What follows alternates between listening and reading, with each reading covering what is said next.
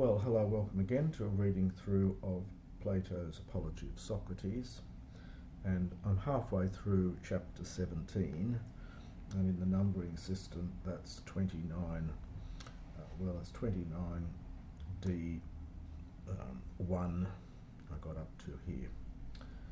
So in the last section there, Socrates in the speech has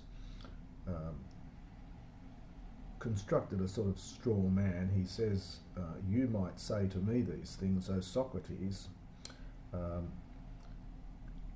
we will not obey, or we will not be persuaded by Anytus, but will release you on the condition that you no longer go around doing philosophy. And if you are caught doing these things still, you will die. And now Socrates says then, eun me hope apon, but if therefore the very thing which I said, aphioite, noctative from aphiemi, you would release me, epitutois, which picks up the epituto on these conditions, one of the many meanings of epi, I would say to you that ego humas o andres Athenaioi, O men of Athens, ego humas aspasdomai, men kai philo, and then paisomai de. So a nice men and de here. So O men of Athens, I, aspasdomai, it's a verb meaning to embrace, and it in later Greek, in New Testament Greek, it comes to mean to greet, actually, in the New Testament. Aspasdomai is I greet, but often we greet someone with an embrace, and hence that's, I think, the original sense of this is to embrace, so perhaps respect or embrace. So on the one hand, I embrace and I am fond of you, I love you, I'm fond of you, but paisomai, and this is patho in the middle is to obey. So patho I persuade, pathomai I obey when it takes dative. So this is a future here, I will obey the God malon a more than you. Kai hios pair, and this is hios plus the pair for emphasis, and indeed while ever empeneo, I am breathing, whenever I have breath, and hoios te o, subjunctive from ami, so hoios te ami, and while ever I am able, ume plus the subjunctive is a very strong negation, in no way will I cease, would I cease, really, in no way would I cease practicing philosophy, and parakeliuomenos, it's something like exhorting, giving exhortation to you, and en deiknumenos, it's something like pointing out, understand the truth, indicating, from en deignumi, so pointing out the truth, to whomever among you, so continually doing this, whomever among you I might meet up with, I might chance upon. Because remember that Socrates wandered about, and then he would challenge people perhaps somewhat randomly. So whomever of you I might, so continually I might run into, is the sense of it here. Legon, saying, hoi aper, the very things which, or the sort of things which, again the pair is emphatic, aotha, I am accustomed. This is perfect in form, present in meaning. So iotha, I am accustomed to do something. So saying that such things as I am accustomed, understand to say that, and he gives an example. Oh, Aristiandron, O best of men. So this is the sort of thing he might say to someone he chances upon. O best of men, Athenaios own, being an Athenian, and this is really a genitive of possession here, sort of belonging to or being part of the greatest and most well thought of city, eudokimos, well regarded. It's a superlative here. So being part of the greatest and most well thought of city with regard to wisdom and iskun, probably strength here, I think, and power.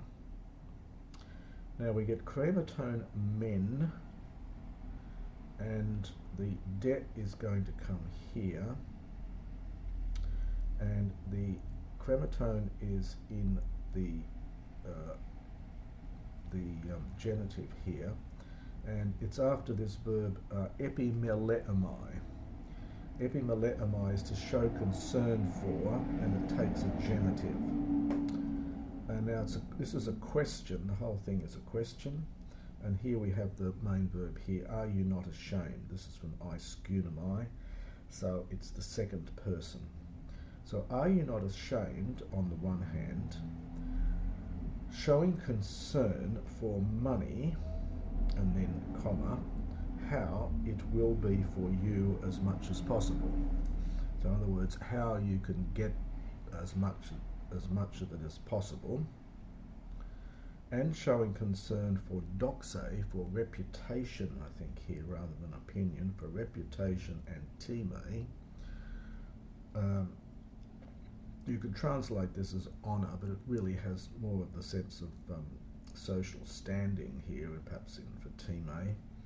So more in the for your showing concern for your reputation and your social standing, literally your honour.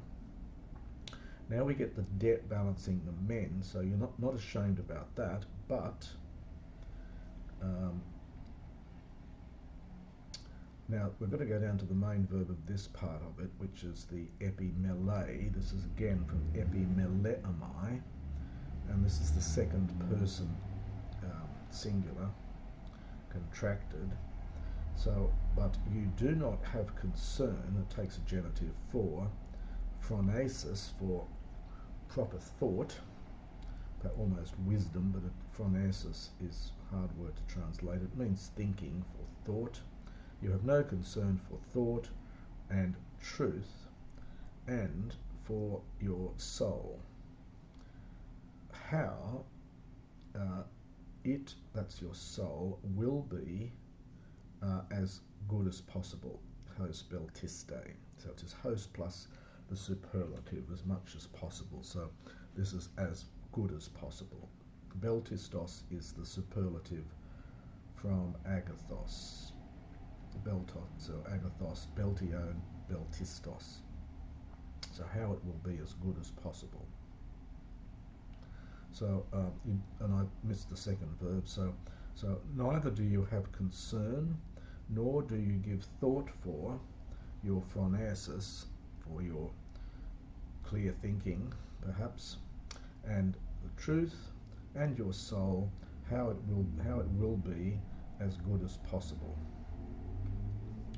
Kai eantis humon, amphis betese, kai phe epimelestai, and if someone among you, amphis betio, this comes into the New Testament. It's a word which continues on in Greek. It means to dispute. Amphis bestio. It's a funny verb here. I'm not quite sure of the etymology of it. Something like arguing around or something. But so it means to dispute. So if a certain one of you might dispute this and might say that he does epimelestai, that he does have concern for this, I will not immediately let him go. This is future from afhiemi. So I will not immediately release him. I won't immediately let him go.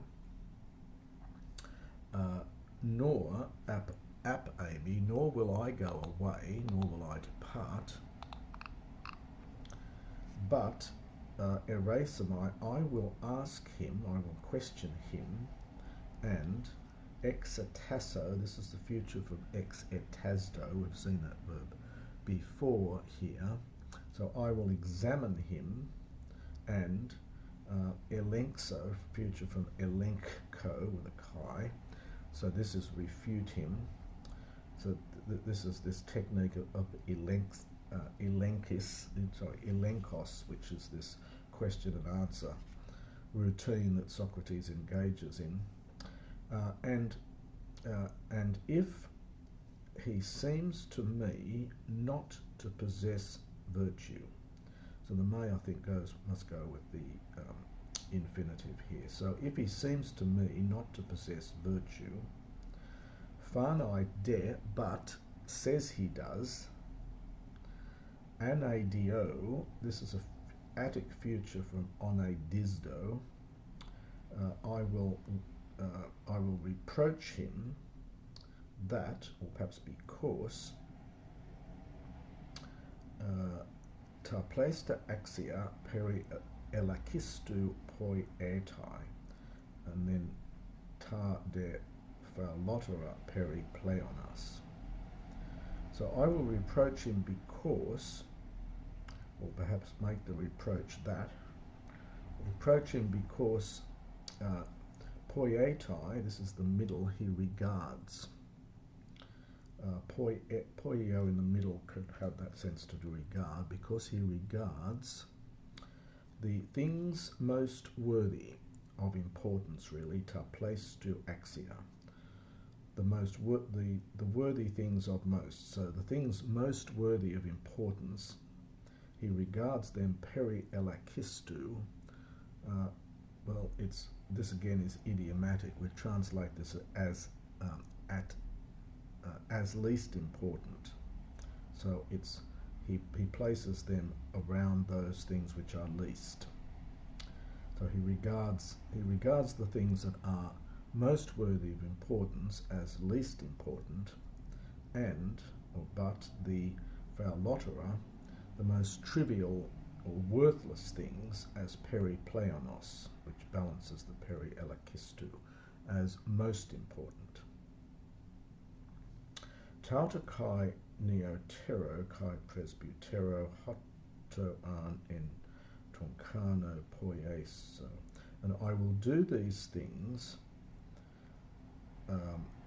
to whomever I might meet with, to the young and to the old. So we could turn this around a bit and say, for the young and for the old, whomever I might chance upon, I will do these things. Kai xeno, kai asto, both to the xenos, both to the foreigner, kai asto, and to the citizen. Malon de tois astois, but especially to the citizens. Hosso mu en kutero estigene. Literally, for to whom, to such a one, you are nearest to me in race. So in as much as, I think for the hosso, in as much as you are nearer to me in birth, perhaps by race, being an Athenian. Tautaga keliue hotheos, for the god bids, understand me, to do these things, so the god has ordered these things. Know well, so we do that bit first, so know well, for know well the god bids these things. Kai ego oiamai uden po humin medzon agathon genestai. Ente pole, ente emein to theo huperasian. As I may have mentioned before, I've often thought perhaps Socrates should have stopped his speech several chapters ago, because much of what he says would have been very irritating to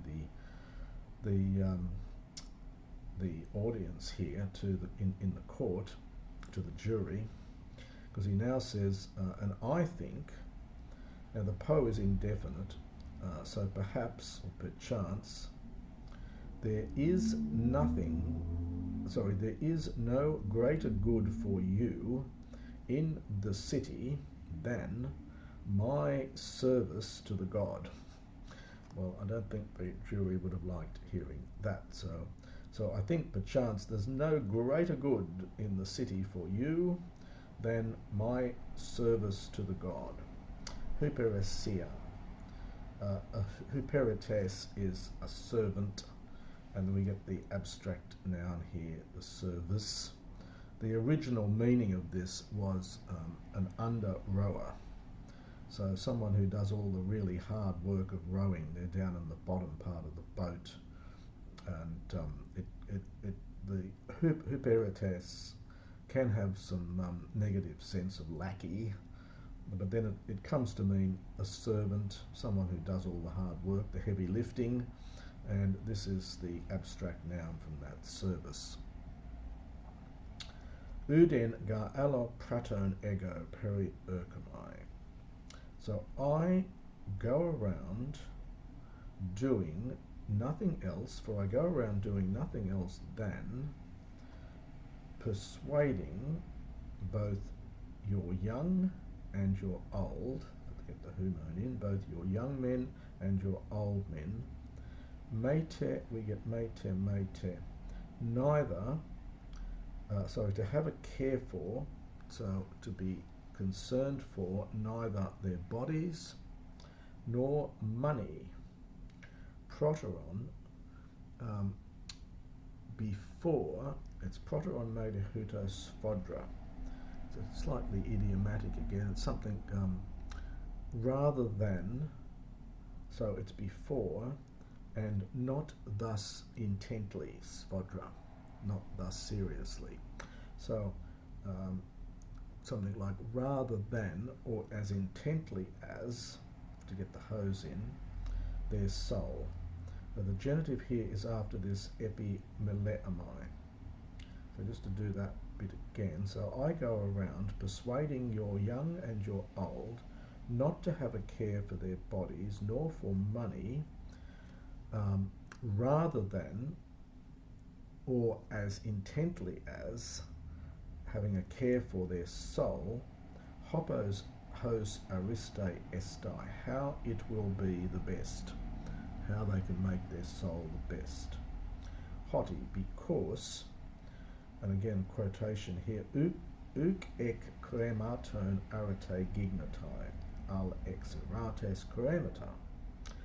Since virtue, uk gignatai, does not come from money, but money comes from virtue. Very interesting phrase here. Money and all other good things for mankind. Kai idea, kai demosia, both in private and in public. So that's a very interesting little bit there. Let's do that again quickly. So saying that virtue does not come from money, but money arises from virtue. Money and all other good things for mankind, both privately and publicly, both in private and in public.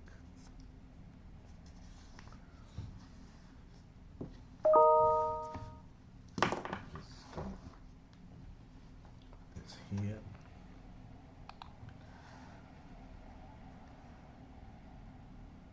Amen un tauta legon diaphthero tus neus taut an aa blabera. So if, so we get amen and then a de here to get the structure.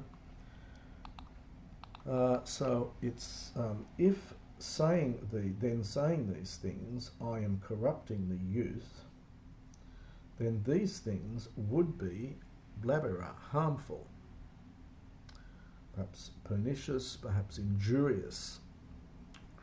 It's from, this is a, blaberos is an adjective formed from blapto, to harm or hurt. So if by saying these things I am corrupting the youth, then these things would be harmful or injurious or pernicious. Now he's being ironic here. He's saying that the sense is that what I'm doing is not injurious, and so therefore I cannot be corrupting the youth. I think that's the logic of what he's trying to say here. A tis me facin, if someone says that I, alla legain, that I say other things than these, uden lege, well, he's speaking nonsense. Literally, he says nothing. So he's talking nonsense. Uden lege. Pros tauta, to these things, so it's almost like therefore, I would say, this is a octative here, therefore I would say, O men of Athens, either you obey Anytus or you don't, and either you release me or you don't. Hos emoi uk an poi es santos alla. Now there's a variant reading here. For some, I don't quite see why. The most modern editions have poi es santos here, making it a future participle. The Oxford Classical text, which is what I'm using here, this has this emendation by Corbet, putting it into an aorist participle. So I think I want to read ontos here, which makes a bit more sense to me. I don't know why the editor's changed it into the aorist. So we get hos plus a future participle. So he says either obey Anytus or not, release me or not, since I would not do other things. So I won't do anything other than what I'm doing now, basically. Since I will not do anything else, not even if mellow I am about, tethnanai to die, polakis, many times over. So a very interesting part of the dialogue, of the speech here, and that's the end of chapter 17.